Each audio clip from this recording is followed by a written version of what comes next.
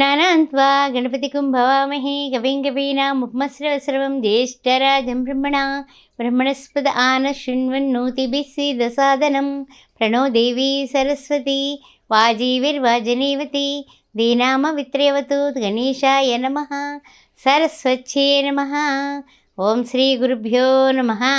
మాసానాం మార్గశీర్షోహం అంటూ ఉంటారు కదా, అలాగా ఈ జనవరి నెల మాస ఫలాలు ఎలా ఉన్నాయి అనే విషయాన్ని మనం ఇప్పుడు ప్రస్తావించబోతున్నాం. అయితే ఈ అశ్విని, భరణి, కృత్తిక, రోహిణి అలా 27 నక్షత్రాల వారికి, ఈ ద్వాదశ రాశుల వారికి ఏ విధంగా ఉండబోతోంది అనే విషయాన్ని మాస ఫలాల రూపంలో మనం చెప్పుకుంటూ ఉన్నాము. ఆ విషయాన్ని గమనించండి. అయితే ఈ నెలలో మనకి మార్పులు చేర్పులు ఏమైనా ఉన్నాయా అంటే, 2వ తారీఖుని చూస్తే బుధుడు వక్రం నుంచి త్యాగం చేసేస్తున్నాడు. వక్రగతిలో ఉన్నటువంటి బుధుడు వక్రత్యాగం అవుతుంది 2వ తారీఖున. ఆ తర్వాత చూసినట్లయితే కనుక 7వ తారీఖున ధనస్సులోకి బుధుడు రాబోతున్నాడు. తర్వాత చూస్తే 14వ తారీఖున రవి మకర సంక్రమణం చేస్తున్నాడు. అయితే ఈ యొక్క 14వ తారీఖున రవి మకర సంక్రమణం అంటే సంక్రాంతి పండుగ ఈ నెల 14వ తారీఖున. 18వ తారీఖున శుక్రుడు ధనస్సు రాశిలోకి ప్రవేశించబోతున్నాడు. ఈ విధంగా ఈ మాసంలో బుధుడు వక్రత్యాగం ఉన్నది. ఆ తర్వాత బుధుడు ధనస్సు రాశిలోకి, తర్వాత 14వ తారీఖున రవి మకరంలోకి మకర సంక్రమణం, 18వ తారీఖున శుక్రుడు ధనస్సులోకి. ఈ మార్పులు ఈ చేర్పులు జరగబోతున్నాయి. సరే, మరి ఇప్పుడు ద్వాదశ రాశుల వారికి ఏ విధంగా ఉండబోతుందో తెలుసుకుందాం. మరి ఓం శ్రీ మాత్రే నమః. ఓం శ్రీ మాత్రే నమః. కుంభరాశి వారికి స్వాగతం, సుస్వాగతం. ఏ విధంగా అంటే గనక నూతన సంవత్సర శుభాకాంక్షలతో కుంభరాశిలో ఉన్న ధనిష్ట నక్షత్రం 3, 4 పదాలు, శతభిష నక్షత్రం 4 పదాలు, పురాభద్ర ప్రథమ, ద్వితీయ, తృతీయ. ఏ విధంగా ఉండబోతుంది కుంభరాశి వారికి జనవరి నెల తొలుత నూతన సంవత్సరం ఏ విధంగా ఉండబోతుంది అని ఉత్సాహంతో ఆనందంగా చూస్తున్నాం. కాబట్టి ఏ విషయంలోనే కూడా మీరు ఆరోగ్యం ఒక్కటి జాగ్రత్త తీసుకుంటే చాలండి. ఇంకేదే విషయంలో మీరు తగ్గేదే లేదు అనే విధంగా ఉంటుంది. ఆరోగ్యం భాస్కరాది ఇచ్చేది. కుంభరాశి వారు సూర్యభగవాను స్మరించడం, సూర్యభగవాను నమస్కారం చేయడం, రవి, మిత్ర, సూర్య, ఖగ, భాను, పూష, హిరణ్యగర్భ, మరీచ, ఆదిత్య, సవిత్ర, అర్క, భాస్కరేభ్యో నమః సూర్యభగవాను కొలవండి. తప్పనిసరిగా మీ ఆరోగ్యం మీ చేతుల్లోనే ఉంది. తర్వాత ఏంటంటే ముఖ్యంగా మనకన్నా పేదవాళ్ళకి ప్రతిరోజు కనీసం ఒక్క చపాతీ అయినా దానం చేయండి, కుక్కకైనా వేయండి. మీకు అనారోగ్య పరిస్థితులు చిటికలో దాటేస్తారండి. ఎందుకంటే ఇంక పెద్ద మనమేమి చెట్లు ఎక్కక్కర్లా, కొండలు ఎక్కక్కర్లా, గుట్లు ఎక్కక్కర్లా. ఈ రెమెడీ చేసుకోండి చాలు.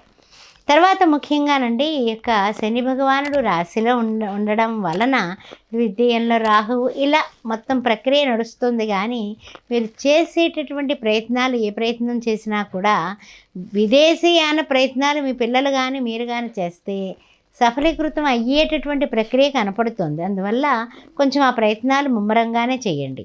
తర్వాత విషయానికి ఏంటంటే కనుక కొంచెము ఏదైనా సరేనండి, విమర్శలు మన మీద, మనం బాగున్న విమర్శలే, మనం సరిగా వాళ్ళు అడిగిన వివరాలన్నీ మనం బోల్డ్గా చెప్పకపోయినా విమర్శలే.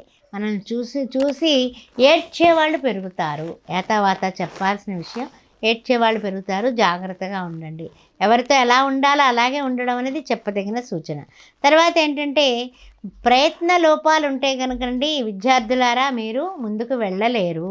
అందువల్ల బాగా చదువుకోవాలి, బాగా నేను అందరికంటే గొప్ప స్థానంలో ఉండాలి, స్థాయిలో ఉండాలి అని అనుకున్నట్లయితే గట్టి ప్రయత్నం చేయండి, గోల్ పెట్టుకోండి. ఆ గోల్ తప్పనిసరిగా రీచ్ అవుతారు. వ్యాపారంలో ఉన్న, వృత్తుల్లో ఉన్న, వైద్య రంగంలో ఉన్న, న్యాయవాది వృత్తుల్లో ఉన్న, ఏ రంగంలో ఉన్నా, ఏ రియల్ ఎస్టేట్ రంగంలో ఉన్నా, రాజకీయంగా ఉన్న, సినీ టీవీ కళాకారులైనా మీరు పెట్టుకోండి, తప్పనిసరిగా రీచ్ అవుతారు. సరే, ఇంకొంతమంది అంటూ ఉంటారు ఏళ్ళనాటి శని పట్టుకుంది కదండి, ఆ దోషం వల్ల ఏమీ కలిసి రావటం లేదు. ఏమీ కలిసి రాకపోవడం కాదండి, కొన్ని విషయాల్లో కొంచెం చికాకులు ఉంటాయి. మీరు అసలు ఆ విషయంలో మీరు ఇబ్బంది పడేటటువంటి వైనం ఉంది, నేను చెప్తున్నాను కదా. కానీ దాన్ని అధిగమించడానికి మీరు చేసే ప్రయత్నం ఏమిటి అని ఆలోచించుకుంటే, మీరు చేసే ప్రయత్నం సమర్థించుకోలేని ఖర్చులు చేయకండి, సమర్థించుకునే ఖర్చులు మాత్రమే చేసుకోండి. పుట్టనిష్ఠూరం కంటే ఆదినిష్ఠూరం మేలు. ఆ విధంగా ఉండండి కుటుంబంలో. ఏంటి వివాహాది శుభకార్యాలు కుదిరాయి కదా అని మీరు బాగా ఖర్చు పెట్టేస్తే తర్వాత అప్పులు కట్టుకునేది మీరే. అందువలన కుదిరే అవకాశాలు కనపడుతున్నాయి, అందుకనే చెప్తూ ఉన్నాను ఈ విషయాలు. అందుకని కొంచెం జాగ్రత్తగా ఉండండి ఈ జనవరి నెలలోని. ఆఖరి కుస్తుల్లోకి కొంచెం చికాకులు, తలకాయ నొప్పులు అవన్నీ తొలగించుకోవడానికి మనం ఏం చేసుకోవాలనే విషయాన్ని మనం ఇప్పుడు ప్రస్తావించుకుందాం. ముఖ్యంగా చెప్పాలంటే కనుకండి, ప్రతిరోజు అమ్మవారిని స్మరించండి. ఓం దుమ్ దుర్గాయ నమః, ఓం దుమ్ దుర్గాయ నమః అని 108 సార్లు చేస్తే చాలా మంచిది. కుంకుమ జస్ట్ ఒక చిటికెడు. ఓం దుమ్ దుర్గాయ నమః, ఓం దుమ్ దుర్గాయ నమః. ఎర్రటి పూలతో అంటే ఏమిటి, మందారాలు కానీ లేకపోతే గులాబీలతో కానీ అమ్మవారిని పూజించి అమ్మవారికి ఎంతో ప్రీతైనటువంటి పాయసాన్న ప్రియాసక్త మంగళవారం శుక్రవారం పాయసాన్నాన్ని నివేదన చేసి గాజులు పూజలో పెట్టి ఆడవాళ్ళైతే ఒక 6 ముత్తైదువులకి 6 గాజులు చొప్పున బొట్టు పెట్టి ఇవ్వండి. ఇచ్చి లడ్డూ ప్రసాదాన్ని, అమ్మవారికి నివేదించిన పాయసాన్ని వాళ్ళకి ప్రసాదంగా పెట్టండి. అన్ని విధాలా మీకు బాగుంటుందండి. తాంబూల దానం ఇవ్వండి. ఆయురారోగ్యాలతో ఉంటారు. ప్రతిరోజు కుదిరితే లలితా సహస్రనామం చదువుకోండి. శ్రీమాత్రే నమః. ఆస్ట్రో భాగ్యలక్ష్మి అనే ఈ ఛానల్ని సబ్స్క్రైబ్ చేశారా? చేయకపోతే వెంటనే చేయండి. అంతేకాకుండా జాతకాలు చూడాలన్నా, పొంతనలు చూడాలన్నా, ఏ విషయంలో సరే పిల్లలకి పేర్లు పెట్టడానికి కానీ, లేక ఏదైనా గృహారంభ గృహప్రవేశ పెళ్లి సంబంధాల విషయం కానీ, పెళ్లి సంబంధాలకు సంబంధించినటువంటి ఏదైనా మా నిశ్చితార్థ ముహూర్తాలు ఇలాంటి ముహూర్తాలకు కానీ నన్ను సంప్రదించవచ్చు. జాతక చక్రాలు వేయడానికి, కుంభ వివాహాలు, కదలి వివాహాలు జరిపించడానికి, ఏమైనా దోషాలు, పూజలు, జాతకంలో రెమెడీస్ కావాలన్నా నన్ను వెంటనే సంప్రదించండి.